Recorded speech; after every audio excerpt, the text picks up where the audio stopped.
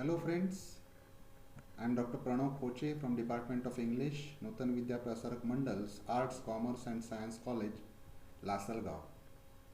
And I am dealing with TYBA English Special Paper 3, that is Appreciating Novel.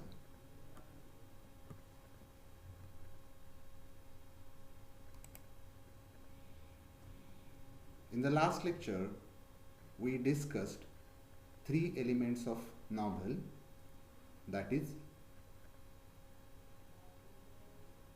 plot, character and point of view. In this particular lecture, we are going to deal with other two elements of novel in this part 2, that is conflict and setting. So usually when we hear this word conflict, we feel that there must be fighting between some people, right? So conflict indicates obviously a fight, but more than that, it is a struggle between two opposite forces. In respect to a narrative work, it can be defined as any struggle between two opposite forces. Right? Unless and until those two forces are opposite to each other, they won't have struggle between them. Right? So this is a very basic definition of conflict in novel. Usually, I'm saying usually, not always, but usually the protagonist struggles against some other force. In the last lecture we saw that protagonist means the central character of the novel. So usually the protagonist struggles against some other force. A conflict in the novel furthers the plot of the plot. A conflict in the novel furthers the progress of the plot. Right? We saw in the very first element, that is plot and plot structure, we saw that how plot develops. There was exposition, rising action, climax. So climax takes place because conflict in the novel develops, right? So what is this conflict? It is struggle between two opposite forces, and generally in that protagonist fights against some other force. And what is the main function of the conflict? That it furthers the progress, it makes the plot progress in the further direction. Conflict makes readers interested. Obviously, conflict, because of this struggle between the protagonist and some other force, some other element, right? We become interested as readers, we become interested in reading the novel. So conflict makes readers interested as it creates tension in the novel. Some kind of tension is created. And because of that tension, readers become excited because we want to know what will happen next. Right? What will the protagonist do? What will the antagonist do? Who will win? Right? So readers become excited as they are uncertain about how the conflict gets resolved. Right? Resolution of the conflict is also the resolution of it also the end of the novel. So we become, as readers, when we are reading a novel, we do not know what will happen. The same applies to any film, right?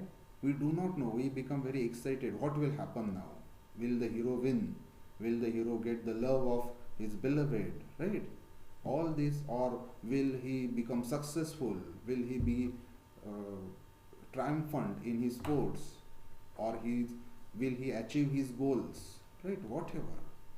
So this is the conflict. In the same way, conflict in the novel makes us excited, right? Now there are certain types of a conflict in the novel. The first is external conflict. you might have guessed that external means outside, right? But what is this external conflict exactly? Traditionally, the conflict between the protagonist and the antagonist, which were earlier called hero and villain. So, the conflict between, traditionally, not always, not in the modern times, but traditionally, in the traditional way of writing novel, the novelist used to pose this conflict or struggle between protagonist and the antagonist. It is now generally it is the main characters, that is the protagonist's conflict against some external force. That is why it is called external conflict. We are going to see internal conflict as well, right? But external conflict means outside the protagonist's mind, some other force is in opposition with the protagonist. So such conflict, that is main character's conflict against some external force, is called external conflict. Now, it is not always between the protagonist and the antagonist. It can also arise between the protagonist and his or her socio-cultural system, in which the protagonist fights against it and tries to change it. Friends, from very early times of novel writing, we see that protagonist fights against his or her social and cultural system, because there are some certain faults, there are certain flaws, there are certain faults, there are certain follies, there are certain problems in the society, and therefore he or she, the protagonist, fights against that particular socio-cultural system and tries to change it, right? Even if you see the novels of Rabindranath Tagore or Munshi Premchand's Hindi novels, or Mulkraj Anand's social novels, or the novels of Leo Tolstoy, Fyodor Dostoevsky, Russian writers, right? Or many other novelists we can name, that he fights against the socio-cultural system in which he is living, of which he is a part, he or she is a part of. And because there are problems in that particular system, protagonists try to change the system. So therefore it becomes an external conflict, right? Many modern novelists also show this. This kind of conflict is shown mainly in social novels, or sociological novels. Such conflict is shown. When we will go to the types of novel, we will talk about this more, obviously. Or not only against the society, but external conflict can be against nature. Natural calamities. Imagine a person is living in his village and suddenly tsunami comes or earthquake takes place, and then what happens? Everything is lost, and then he has to fight against the nature. Even in The Old Man and the Sea, in some way we can see that the old man, though he is not against nature, but he is fighting, he has the struggle against the sea, he has struggle against sharks, right? Or there can be conflict against other characters, right? Not necessarily all other characters are antagonists. Tendencies or practices prevalent in the society, there can be protagonist conflict against tendencies or practices, bad tendencies, retrogressive tendencies. Those exist or those are prevalent in that society.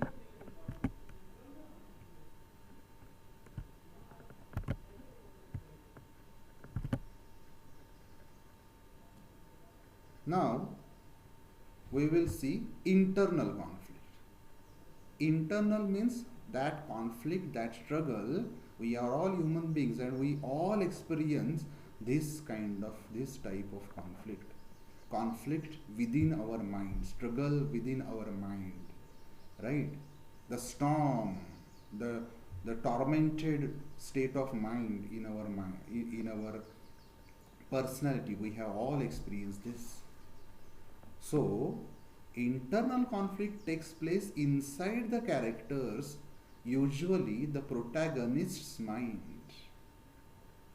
This kind of conflict is not external. Here, the protagonist does not fight with external forces, nor does he fight with other people or nature or society or social customs. No. But this conflict takes place inside his mind. Everything is in mind, we always say. He or she can be struggling with a decision he or she must make. That is generally a moral dilemma, moral confusion. What is good and what is bad? What is evil and what is good? What is moral and what is immoral? He has to make a choice between moral and immoral, right? The protagonist has to do that. For example, in many stories you have seen in SYBA or TYBA, or for example, see, we studied in FYBA the one act play Lithuania, and in Lithuania they, that is the daughter, father and mother, they decide to kill that stranger who turns out to be their own son. But before taking that decision, they are shown in this moral dilemma, this moral conflict, moral and immoral. Whether it is moral, they justify that it is completely moral to kill that stranger who has riches, who has money, right? So such kind of dilemma, such kind of conflict goes on in the mind of the protagonist or sometimes the main characters. Good and evil, wish and conscience. We wish for something, but our conscience, the power within us that tells us this is good and this is bad, this is acceptable and this is unacceptable, right? Our wish or our will tells us something else, but our conscience tells us no, it is not socially acceptable. Easy and difficult, right?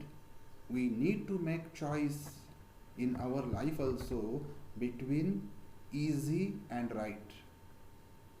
Then we feel the dilemma between an easy choice and between the right choice, between the correct choice, right? So easy, and usually the right thing to do, the correct thing to do is always difficult than the easier one. And we also, though we are not characters, but we are human beings, and we also feel this internal conflict.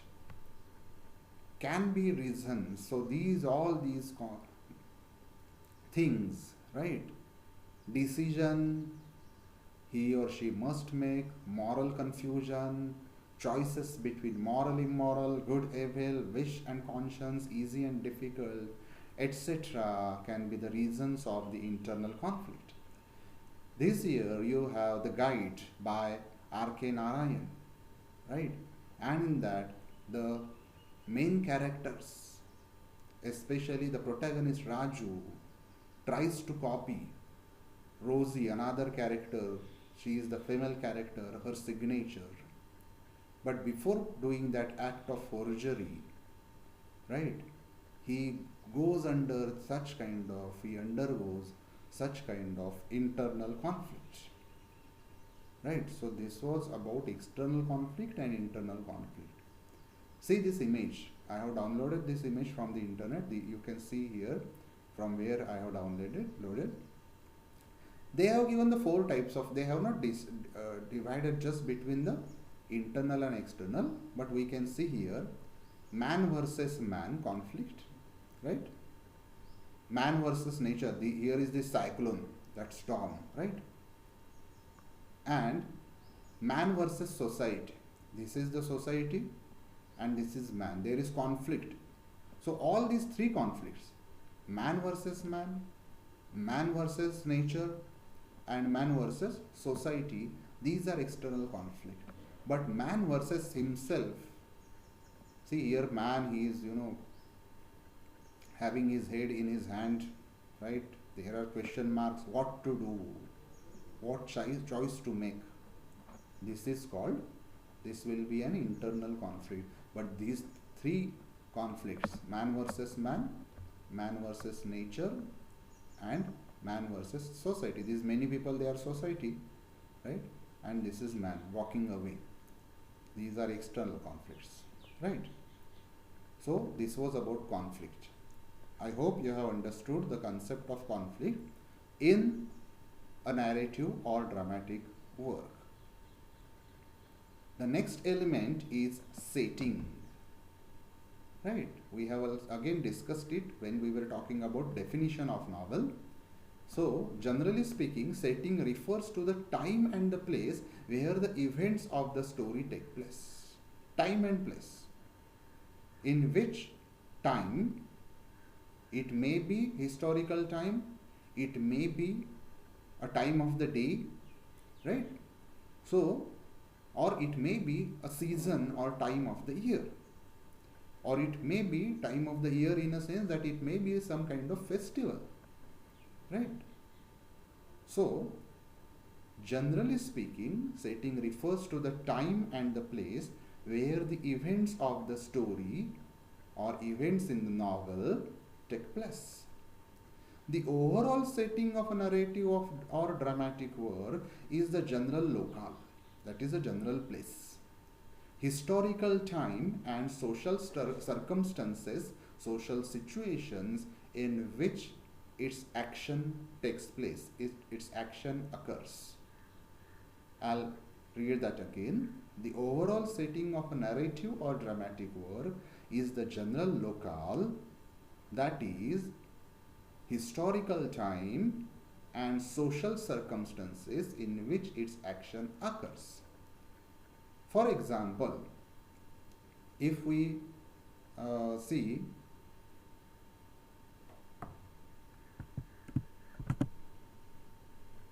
the overall setting of the novel The Guide by R.K. Narayan, it takes place immediately, or at least immediately some years after the independence of India, and according to that historical time, social circumstances, that is the ways of thinking and feeling of the overall society, their customs, etc., has been shown in the novel. So that is the overall setting of that particular novel. The setting of a particular scene or episode can be particular physical location. For example, the scene where Pathik in The Homecoming by Rabindranath Tagore is seen playing with his friends and they are having some mischief, and the fight between Pathik and Makhan, his younger brother. What is the setting of that particular scene? That is a bank of a river, the river bank, where they are pushing the log and doing that mischief, right? So scene of that particular episode is, a particular scene is river bank. The next scene, that is the servant carries away Pathik to his home, is the home of Pathik, Pathik's home, where his mother is already there, right?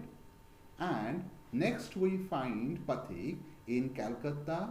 Again there are two settings, particular settings, that is his school and his uncle's house.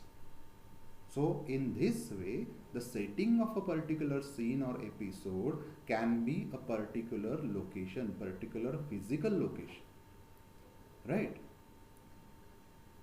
So I hope that you have understood this particular concept called setting, that is the time and place. Now please remember friends, that when we say time and place, I'll add something here, that time can be, as you can see on the slide, it can be a historical time, or it can be time of the day. For example, in the one act play Lithuania, the time is evening, right? Evening and dusk and night. So that is the time of the day, or rather times of the day shown in that particular one act play, right? Or in another one act play which you have studied in FIBA, that is the swan song. In that particular swan song, the main character, when he speaks loudly, right, he wakes up and he finds himself where? Sveldovjolog. He finds himself in the empty theater and in the night. Everyone has left for their home and he finds himself at that empty theater and the time is night. Or it can be, the setting can be a particular time of year, time of the year. For example, in Pathik's story, when he goes to Calcutta, it is rainy season. We can understand that because Pathik gets completely drenched, he gets completely wet in the rain and he falls seriously ill, right? So this is the time and the place of the story of the novel, that is called the setting. Okay, there are many nuances, many more details to this particular term. I have given here some examples. Obviously you may not know these examples, but let's discuss them. The overall setting of James Joyce's Ulysses is Dublin. Ulysses is a stream of consciousness novel, a psychological kind of novel, where all the events takes place in just one day, at the span of one day. So the complete setting, the overall setting of James Joyce's Ulysses is Dublin, that is in Ireland, on June 16, 1904. But its opening episode, very opening episode, is set in the Martellos Tower overlooking Dublin Bay.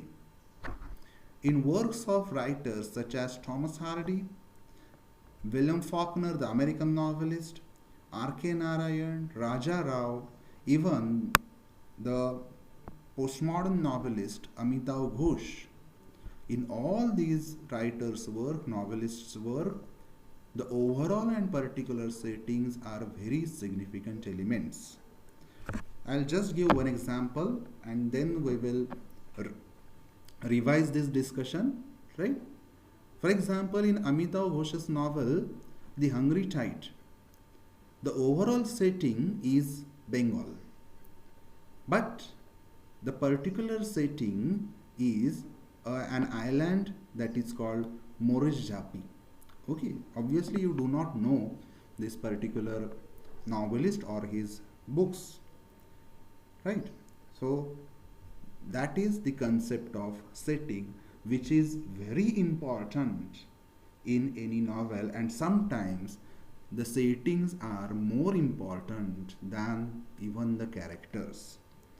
Yes, I am repeating this, that setting is more important than the characters, but in some novelists only. So we'll quickly go back. Conflict we have seen, the definition of conflict we can see here. External conflict, that is conflict between the protagonist and the antagonist, or the protagonist against some external force. Internal conflict, that is a kind of moral conflict, a conflict between choices, etc. We have seen that at detail. This is the image that describes such conflicts. And then we have discussed the element called setting and its definition and example. So I thank you. In the next lecture, we will discuss other remaining elements of, for example, local color, atmosphere, theme. These important elements we will discuss in our next lecture. Thank you once again.